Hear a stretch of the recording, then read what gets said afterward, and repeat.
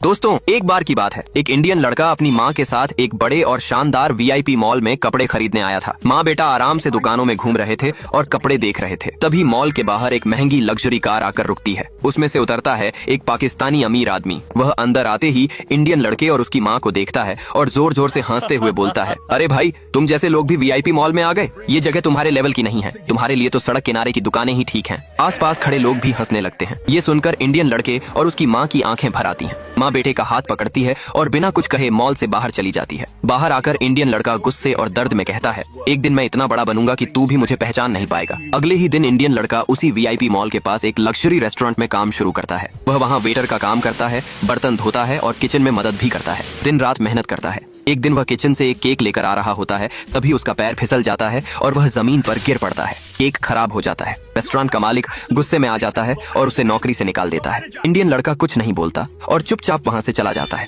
जो थोड़े बहुत पैसे उसने कमाए होते हैं, उन पैसों से वह एक छोटा सा गराज खोलता है। शुरुआत में कोई गाड़ी नहीं आती, लोग ताना मारते हैं, आज के समय में गराज चलाएगा, लेकिन इंडियन हार नहीं मानता। वह खुद गाड़ियां ठीक करता है, इंजन साफ करता है, हर कस्टमर से ईमानदारी से बात करता है। धीरे धीरे ग्राहक बढ़ने लगते हैं। एक कार, फिर दूसरी, फिर पूरा दिन गराज भरा रहता है। समय बाद वह गराज एक वीआईपी गराज बन जाता है। वर्कर्स रखता है, अलग अलग जगह और गराज खोलता है। 6 सालों में इंडियन एक सक्सेसफुल बिजनेसमैन बन जाता है। दिन वह वही वीआईपी मॉल खरीद लेता है जहां कभी उसकी माँ की बेइज्जती हुई थी। तो उस मॉल को अपनी माँ को गिफ्ट कर देता है और माँ उस मॉल की मालकिन बन जाती है। कुछ दिनों बाद वही पाकिस्तानी अमीर आदमी फिर से उसी मॉल में शॉपिंग करने आता है।